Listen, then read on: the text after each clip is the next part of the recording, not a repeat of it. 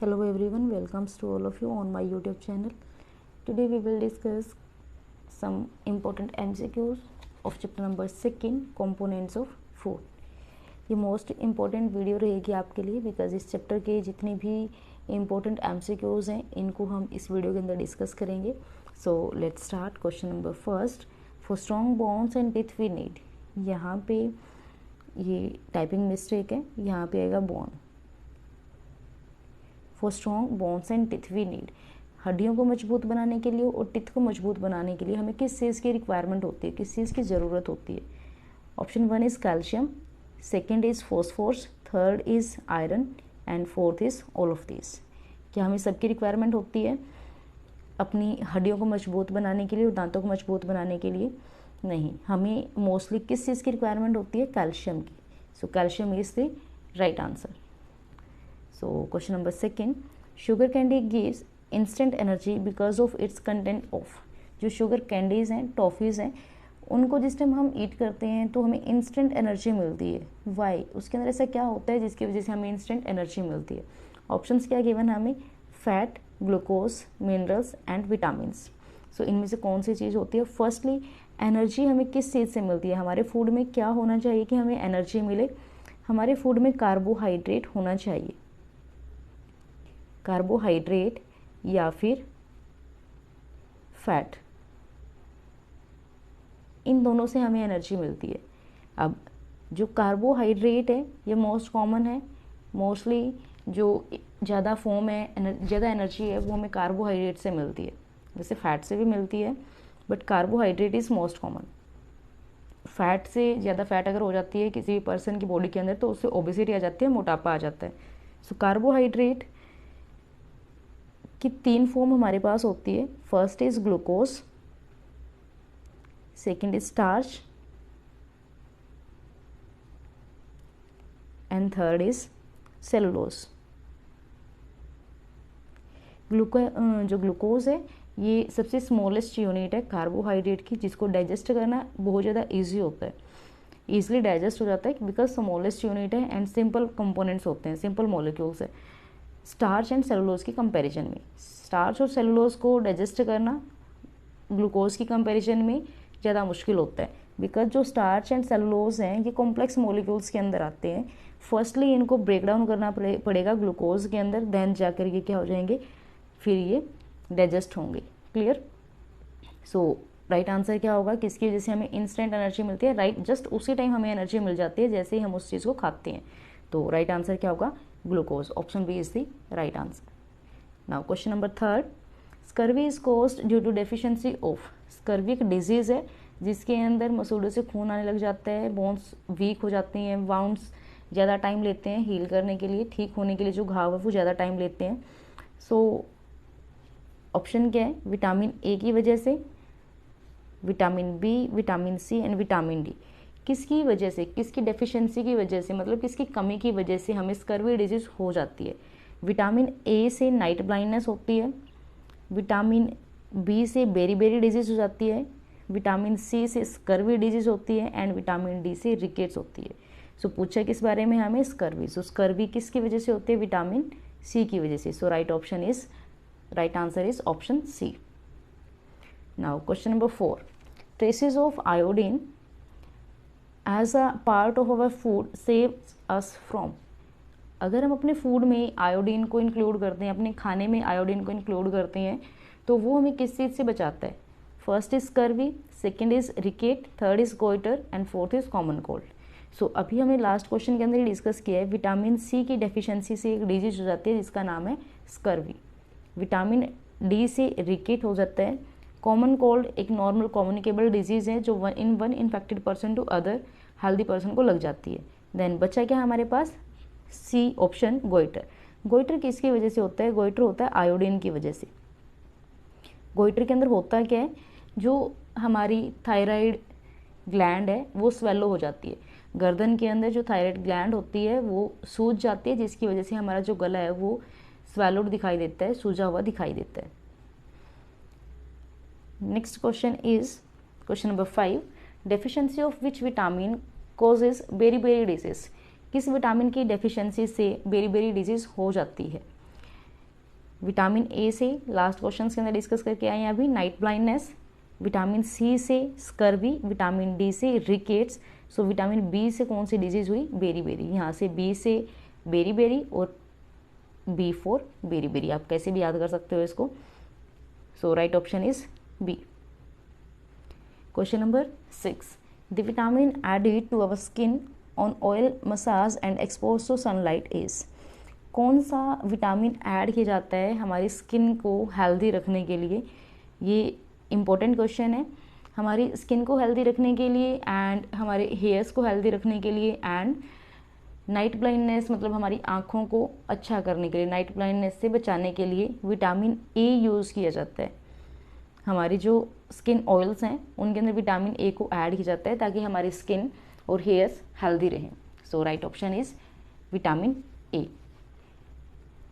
Option number 1। Now question number 7, to be able to see in the dark room one should eat food rich in.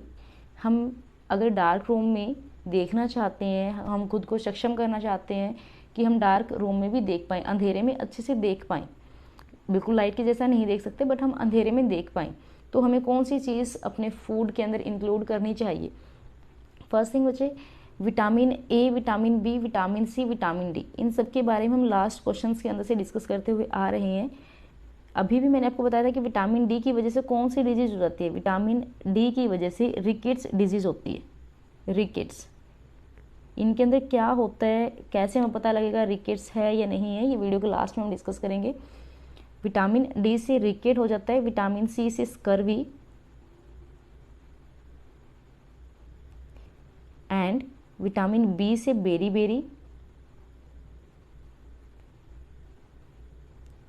And vitamin A से कौन सी disease होती है, night blindness. Vitamin A से night blindness means, night blindness का मतलब क्या होता है, हमें रात को दिखना कम शुरू हो जाता है, हम रात को ना प्रॉपरली देख नहीं पाते। सो इस क्वेश्चन के अंदर क्या बोला था कि डार्क रूम के अंदर हम अच्छे से देखने के लिए कौन सी चीज़ को ऐड करें। डार्क रूम मतलब अंधेरा, तो अंधेरा किस टाइम होता है, नाइट में। तो राइट ऑप्शन क्या होगा, ऑप्शन ए, विटामिन ए को हमें इंक्लूड करना चाहिए अपने फूड के अंदर। Now question number 8, clotting of blood in an injury is fast in the presence of. जिस टाइम किसी को भी कोई भी इंजरी हो जाती है, कोई एक्सीडेंट हो गया या फिर किसी भी वजह से किसी को भी कोई इंजरी हुई और वहाँ से ब्लीडिंग हो रही है, किसी पर्सन को चोट लगी तो उनका जो ब्लड है वो फ्लो कर रहा है। Clotting of blood in an injury, अब कुछ टाइम फ्लो करेगा ब्लड, उसके बाद जो ब्लड है उसकी क्लॉटिंग हो जाती है, उसके थक्के जम जाते हैं। ऐसा नहीं होता कि कॉन्टिन्यूटी में ब्लड किसी के अंदर से फ्लो कर रहा है तो पर्सन की डेथ हो सकती है, बट कुछ टाइम बाद जो ब्लड है वो जमना शुरू हो जाता है, उसकी क्लॉटिंग होना शुरू हो जाती है। कि क्यों होती है, हमारी बॉडी के अंदर ऐसी क्या चीज़ होती है कि ब्लड की क्लॉटिंग हो जाती है। मीन्स अगर हमें चोट लग जाती है तो उसके कुछ टाइम बाद जो खून है वो हमारे शरीर से निकलना बंद हो जाता है। मीन्स क्लॉटिंग जमना शुरू हो जाती है, जहाँ पे चोट लगी है वहाँ पे ब्लड के थक्के जम जाते हैं। तो वो किसकी वजह से होता है, विटामिन ए की वजह से, विटामिन बी की वजह से, विटामिन सी की वजह से, ई की वजह से, या फिर विटामिन के की वजह से। So right option is vitamin K, option D. Option D is the right answer. Now question number 9, kwashiorkor disease is due to the deficiency of dash. Kwashiorkor disease किसकी डेफिशिएंसी से होती है। मेनली हमारे पास 2 deficiency disease और आती हैं जिनको हम प्रोटीन डेफिशिएंसी डिजीज बोलते हैं। First is kwashiorkor and second is marasmus. Marasmus, ये दोनों डेफिशिएंसी डिजीज प्रोटीन की डेफिशिएंसी से होती हैं। प्रोटीन डेफिशिएंसी डिजीज हैं, दोनों ही मोस्ट इंपॉर्टेंट है, क्वाशरकोर एंड मरासमस। सो यहाँ पे क्या पूछा था, kwashiorkor disease is due to the deficiency of, किसकी डेफिशिएंसी से होती है, ये होती है प्रोटीन की डेफिशिएंसी की वजह से। Now question number 10, deficiency of water in our body result in. Water की डेफिशिएंसी अगर हमारी बॉडी में हो जाए, रेगुलरली स्वेटिंग की वजह से या फिर यूरिन सिक्रेशन की वजह से अगर पानी की कमी हमारी बॉडी में हो जाती है तो क्या होगा, एनीमिया हो जाएगा, हमें गोइटर हो जाएगा, रिकेट्स हो जाएगा, या फिर डिहाइड्रेशन हो जाएगा। डिहाइड्रेशन, डिहाइड्रेशन का मतलब क्या है, डिहाइड्रेशन 2 वर्ड के कॉम्बिनेशन से बना है। फर्स्ट इज डी, जिसका मतलब होता है रिमूवल। रिमूवल मीन्स बाहर निकलना। हाइड्रेशन, हाइड्रेशन का मतलब होता है वाटर, वाटर का रिमूवल मीन्स अगर बॉडी के अंदर पानी की कमी हो गई तो क्या होगा, किसकी वजह से हो रहा है ये पानी की कमी, किसकी वजह से हो रही है, रीहाइड्रेशन की वजह से, क्योंकि रेगुलर स्वेटिंग होती रहती है, रेगुलर पसीना निकलता रहता है, या फिर यूरिन सिक्रेट करते हैं हम बाथरूम वगैरह की वजह से हमारी बॉडी के अंदर पानी की कमी हो जाती है। क्यों हो जाती है, क्योंकि हम बॉडी से ज़्यादा पानी को बाहर निकाल देते हैं। So deficiency of water in our body results in, हमारे शरीर में पानी की कमी अगर हुई है तो वो किसकी वजह से हुई है, वो डिहाइड्रेशन की वजह से हुई है। Clear. Next question number 11, anaemia may be prevented by including in the diet right amount of, अगर एनीमिया हो जाता है किसी पर्सन को तो उसके लिए हम क्या कर सकते हैं, अपनी डाइट के अंदर ऐसी क्या चीज़ इंक्लूड करें कि हम प्रिवेंट कर पाएँ, बचा पाएँ एनीमिया होने से किसी भी पर्सन को या फिर खुद को। First is calcium, second option is vitamin A, third option is vitamin K and fourth option is iron. So first of all anaemia एक डेफिशिएंसी डिजीज़ है जो किसकी वजह से होती है, जो आयरन की वजह से होती है। आयोडीन की वजह से गोइटर होता है और एनीमिया आयरन की वजह से होती है। आयोडीन की वजह से अभी हमने देखा था गोइटर हो जाता है, गोइटर हो जाता है, और आयरन की डेफिशिएंसी से एनीमिया हो जाता है। एनीमिया के अंदर भी पर्सन के अंदर वीकनेस आ जाती है, मसल्स वीक हो जाती हैं। सो एनीमिया किसकी वजह से हुआ, आयरन की डेफिशिएंसी की वजह से। Next question is question number 12, which of the following is a rich source of protein. Protein का जो कॉमन सोर्स है या फिर जो रिच सोर्स है, किससे हमें सबसे ज़्यादा प्रोटीन मिलता है। First option is sugar, second is fish, third is butter and fourth is starch. Starch glucose के लिए, कार्बोहाइड्रेट के लिए हम यूज़ कर सकते हैं। शुगर अगेन कार्बोहाइड्रेट या फिर एनर्जी गिविंग फूड है। नेक्स्ट हमारे पास बचा fish and butter. So butter से हमें जो हम बोल सकते हैं फैट मिलता है ज़्यादा, क्योंकि बटर, घी, ऑयल ये सब चीज़ खाने से जो पर्सन है उसके अंदर ओबेसिटी आती है, बिकॉज इनके अंदर फैट ज़्यादा होता है। So last option is fish. So fish क्या है, एक रिच सोर्स ऑफ प्रोटीन है। इसके अलावा हमारे पास और क्या सोर्सेज हो सकते हैं प्रोटीन के, फिश के अलावा, लाइक मिल्क हो सकता है, एग, चिकन हो सकता है, मीट हो सकता है, कुछ डायरी फूड्स एंड कुछ vegetables and fruits. Diary food, vegetables and fruits. Nuts भी इसके अंदर ही आ जाते हैं। नट्स जैसे आलमंड, ये सब क्या देंगे, हमें प्रोटीन्स देंगे। Next question is question number 13, which of the following is a rich source of iodine. अभी हमने प्रोटीन के सोर्सेज डिस्कस किए थे, अब हमने डिस्कस करना है आयोडीन के sources. So apple, sea fish, milk and honey, इन सब में से कौन हमें ज़्यादा आयोडीन देगा, जिसकी वजह से जो आयोडीन है वो क्या करता है, आयोडीन हमें गोइटर होने से बचाता है। सो मोस्टली जो मिल्क एंड मिल्क प्रोडक्ट हैं, इसके अलावा एग, टेबल सोल्ट, ये सब क्या है, टेबल सोल्ट बच्चे कॉमन सोल्ट होता है, नमक होता है जिसको हम अपने खाने के अंदर इंक्लूड करते हैं अपने डेली लाइफ के अंदर। सो ये कुछ सोर्सेज हैं जिनकी वजह से जो आयोडीन है वो हमें मिलता है। So right option is milk, option C.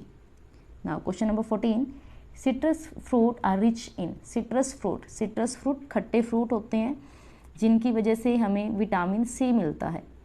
Vitamin C हमें सिट्रस फ्रूट से मिलता है। अब इन्होंने क्या बोला कि citrus fruit are rich in, citrus fruit के अंदर सबसे ज़्यादा क्या होता है, कार्बोहाइड्रेट होती है, फैट होता है, प्रोटीन होता है, विटामिन सी होता है। अभी मैंने बताया क्या होता है, vitamin C. So right option is D.